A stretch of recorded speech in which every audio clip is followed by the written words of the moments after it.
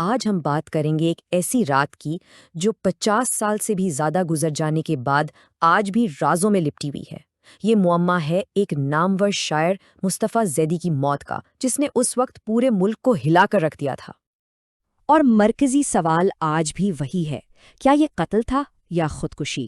یہ ایک ایسا سوال ہے جو نصف صدی سے اس کیس کے ارد گرد گھوم رہا ہے، لیکن اس کا کوئی حتمی جواب آج تک نہیں مل سکا۔ تو چلتے ہیں ماضی میں۔ سال تھا 1970 اور شہر تھا کراچی۔ یہاں ایک فلیٹ تھا جو 24 گھنٹے سے زیادہ وقت سے اندر سے بند تھا۔ نہ کوئی فون اٹھا رہا تھا، نہ ہی دروازے پر دستک کا کوئی جواب آ رہا تھا۔ اور پھر جب دروازہ توڑا گیا تو اندر کا منظر دل دہلا دینے والا تھا۔ بستر پر ملک کے ایک ذہن ترین شاعر کی لاش پڑی تھی۔ لیکن بات یہی ختم نہیں ہوئی۔ ساتھ والے کمرے میں ایک عورت بے ہوش حالت میں ملی، اور اس ایک بات نے اس پورے معاملے کو اور بھی زیادہ گہرا کر دیا۔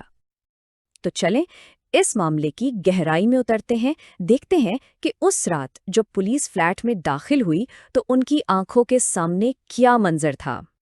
یہ منظر کسی فلمی سین سے کم نہیں تھا۔ مصطفیٰ زیدی مردہ پڑے تھے، ان کی ناک سے خون بہہ چکا تھا اور چادر پر دھبے تھے۔ کمرے میں فنائل کی گولیاں بکھری ہوئی تھیں، اور پھر شہناز گل کی بے ہوشی اور ایک الٹا پڑا ٹیلی فون۔ یہ سب کسی جدوجہد یا ایک گہری سازش کی طرف اشارہ کر رہا تھا۔ اچھا، اس پوری کہانی کے مرکز میں دو لوگ تھے، ایک شاعر اور اس کی محبوبہ۔ آئیے ان دونوں کرداروں کو ذرا قریب سے دیکھتے ہیں۔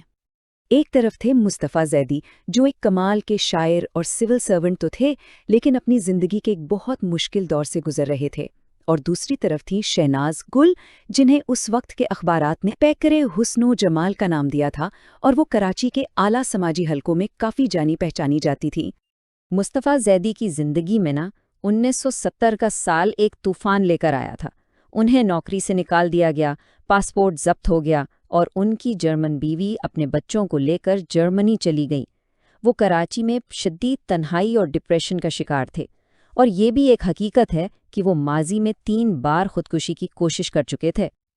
ان کی تنہائی اور ٹوٹے ہوئے دل کا اندازہ شاید ان کے اپنے اس شعر سے لگایا جا سکتا ہے، اور یہی پتھریلی راہ تھی جو انہیں شہناز گل تک لے گئی۔ اب بات کرتے ہیں شہناز گل کی۔ وہ ایک شادی شدہ خاتون تھیں، 2 بچوں کی ماں، لیکن ان کی زندگی صرف گھر تک محدود نہیں تھیں۔ وہ ادبی محفلوں کی جان تھیں، اور ان کے تعلقات کراچی کے بہت بااثر لوگوں سے تھے، جن میں ایک بڑا نام اس وقت کے مشہور سندتکار آدم جی پیر بھائی کا بھی تھا۔ تو اب سوال یہ ہے کہ ان دونوں کی یہ جو پرجوش محبت کی کہانی تھی، اس میں اتنا زہر، اتنا اندھیرا کیسے گھل گیا؟ تو ہوا یوں کہ تنہائی کے مارے مصطفیٰ زیدی کی ملاقات شہناز سے ہوئی۔ وہ ان سے بے حد متاثر ہوئے، اتنے کہ ان کے لیے 6 نظمیں لکھ ڈالیں۔ لیکن یہ رومانس بہت جلد حسد کی آگ میں جلنے لگا، خاص طور پر جب زیدی نے شہناز کو ایک اور با اثر شخص آدم جی پیر بھائی کے ساتھ دیکھا۔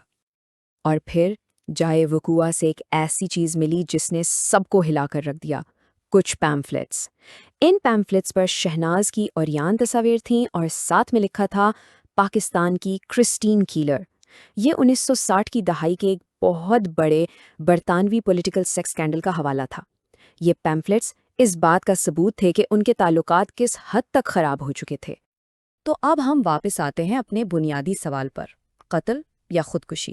آئیے ان ثبوتوں کو دیکھتے ہیں جو دونوں نظریات کو سپورٹ کرتے ہیں۔ دیکھیں، یہاں ہر ثبوت کے 2 رخ ہیں۔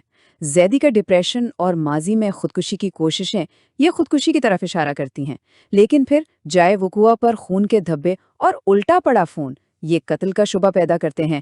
یہاں تک کہ وہ پیمفلٹس، انہیں خودکشی سے پہلے ایک جذباتی رد عمل بھی سمجھا جا سکتا ہے، اور قتل کا ایک بہت مضبوط محرک بھی۔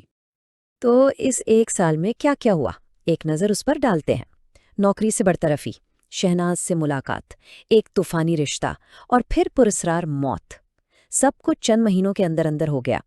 اور آخر میں 2 سال لمبے مقدمے کے بعد شہناز گل کو ثبوت نہ ہونے کی وجہ سے بری کر دیا گیا۔ مقدمہ تو ختم ہو گیا، فائل بند ہو گئی، لیکن کہانی ختم نہیں ہوئی۔ اس کیس نے پاکستانی معاشرے اور ادب پر بہت گہرے اثرات چھوڑے۔ اس کیس نے مصطفیٰ زیدی کی شاعری کو ایک نئی زندگی دے دی، لیکن دونوں خاندان ہمیشہ کے لیے گمنامی میں چلے گئے۔ شہناز گل کو عدالت نے تو بری کر دیا، لیکن عوامی عدالت میں وہ ہمیشہ ایک معمہ ہی بنی رہیں۔ ایک نظریہ یہ بھی ہے، اور کافی مضبوط نظریہ ہے، کہ یہ خودکشی تھی ہی نہیں۔ جائے وقوع کے حالات، خون، گولیاں اور خاص طور پر شہناز کی بے ہوشی، یہ سب اس طرف اشارہ کرتے ہیں کہ شاید کوئی تیسرا شخص بھی ملوث تھا جو مصطفیٰ زیدی کو اپنے راستے سے ہٹانا چاہتا تھا۔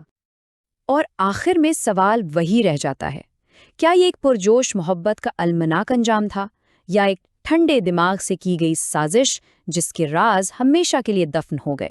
اس کا فیصلہ شاید اب کبھی نہیں ہو سکے گا۔